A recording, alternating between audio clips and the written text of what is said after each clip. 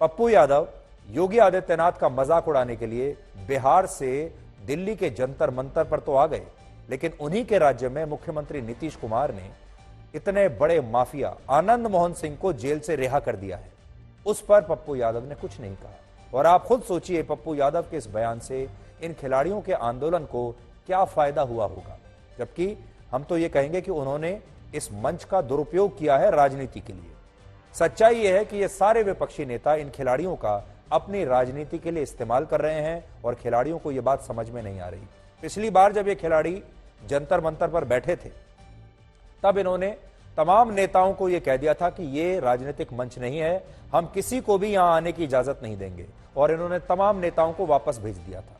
लेकिन इस बार इन्होंने कहा कि सारे नेताओं का हम स्वागत करते हैं, जो भी हमारा समर्थन देने के लिए आएगा। और तब से ही अब जंतर मंतर विपक्षी नेताओं के लिए उनका मनपसंद टूरिस्ट स्पॉट बन चुका है। एक ऐसा टूरिस्ट स्पॉट जहां पर हर नेता आकर एक भाषण देना चाहता है और अपनी फोटो खिंचवाना चाहता है, और वहां से बैठकर वो मोदी को कोसना चाहता है। हालांकि राजनीति से अलग देश के बड़े बड़े खिलाड़ियों ने इस विरोध प्रदर्शन को अपना समर्थन देना शुरू कर दिया है, जिसके बाद सरकार पर भी दबाव बढ़ गया है, ब्रजभूषण शरण सिंह पर भी दबाव बढ़ गया है। और जैसे मैं आपको बता रहा था कि देश में किसी भी मुद्दे को लेकर एक राय बनती है, एक भावना बनती है, और आज की जो राय है देश की, जो भावना है देश की, वो इन खिलाड़ियों के साथ है।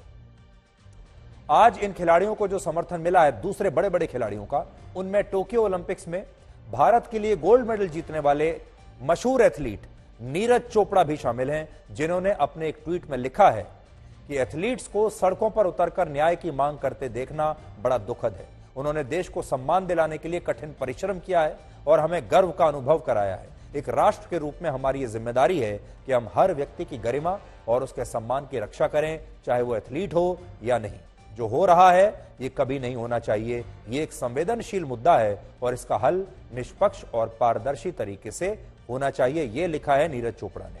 नीरज चोपड़ा के अलावा ओलंपिक खेलों में भारत को गोल्ड मेडल दिलाने वाले अभिनव बिंद्रा, पूर्व क्रिकेटर कपिल देव, वीरेंद्र सहवाग, हरभजन सिंह और मशहूर टेनिस खिलाड़ी सानिया मिर्जा और बॉक्सर निखत जरीन ने भी कहा है कि वो इन खिलाड़ियों के साथ हैं, उनका पूरा समर्थन इन खिलाड़ियों के साथ है। और कई नेता भी इन खिलाड़ियों को अब अपना समर्थन दे रहे हैं, जिनमें कांग्रेस के नेता हैं, दीपेंद्र हुड्डा का नाम भी शामिल है। लेकिन बड़ी बात यह है कि इस सब के बीच आज भारतीय ओलंपिक संघ की अध्यक्ष और पूर्व एथलीट पीटी उषा की बहुत आलोचना हो रही है और उन्हें ट्रोल किया जा रहा है। इसलिए ट्रोल किया जा रहा है कि पीटी उषा ने खिलाड़ियों के इस विरोध प्रदर्शन को उनकी अनुशासनहीनता बता दिया था। पीटी उषा ने क्या कहा था आपको हम बताते हैं।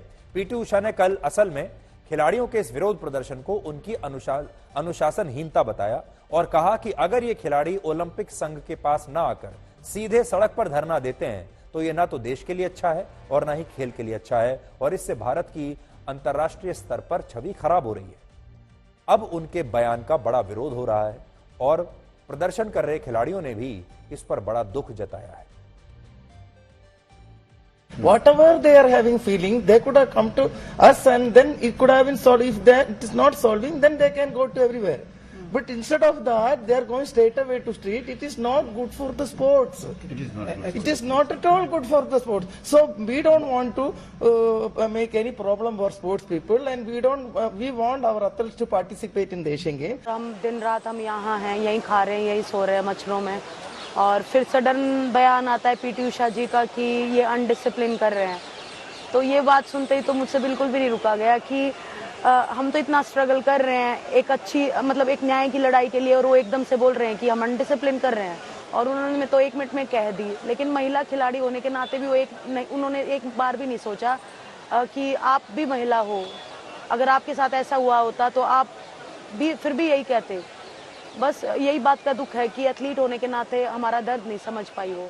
तिरंगे का मान सम्मान हम बढ़ाते हैं। पीटी उषा मैम बोल रही है कि हम रूल तोड़ रहे हैं, कि हम अनडिसिप्लिन एथलीट हैं। इन अनडिसिप्लिन में रह के इतना कोई देश के लिए कैसे कर सकता है? मतलब इतना बड़ा एथलीट ऐसी बातें बोल रहा है तो वो वही तकलीफ हो रही है। बस अब क्या बताएं, तकलीफ कभी कभी मतलब आंसू के थ्रू निकल रही है।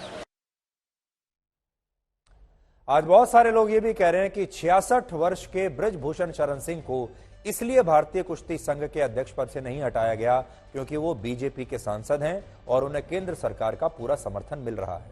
लेकिन क्या आप जानते हैं कि ब्रजभूषण शरण सिंह भारतीय कुश्ती संघ के अध्यक्ष कब बने थे और किसने उन्हें बनाया था और उस समय किसकी सरकार थी? इस पद पर उन्हें वर्ष 2011 में नियुक्त किया गया था, जब देश में यूपीए की सरकार थी और प्रधानमंत्री थे डॉक्टर मनमोहन सिंह। उस समय ब्रजभूषण बीजेपी के नहीं बल्कि समाजवादी पार्टी के सांसद थे, यानी जब वो भारतीय कुश्ती संघ के अध्यक्ष बने उस समय वो समाजवादी पार्टी के सांसद थे, बाद में बीजेपी में आए। लेकिन यह बात भी सच है कि पिछले 4 दशकों में उनके खिलाफ बहुत सारे आपराधिक मामले दर्ज हुए हैं, जिनमें उन पर हत्या की कोशिश जैसे कई गंभीर आरोप हैं और उन्हें टाडा के एक मामले में तिहाड़ जेल में भी रहना पड़ा था। उस समय उन पर आरोप था कि उन्होंने अंडरवर्ल्ड डॉन दाऊद इब्राहिम से मोबाइल फोन पर बात की है और वो कई आतंकवादी गतिविधियों का भी हिस्सा रहे हैं। हालांकि इस मामले में उन्हें बाद में सीबीआई ने बरी कर दिया था और ये आरोप तब अदालत में साबित नहीं हो पाए थे। और यहां एक तथ्य यह भी है कि आज तक ब्रजभूषण शरण सिंह के खिलाफ 40 से ज्यादा आपराधिक मामले दर्ज हो चुके हैं, लेकिन आज तक इनमें से किसी भी मामले में उन्हें अदालत ने दोषी नहीं पाया है। यानी आरोप तो उन पर बहुत सारे हैं, लेकिन यह आरोप अभी अदालत में साबित नहीं हुए।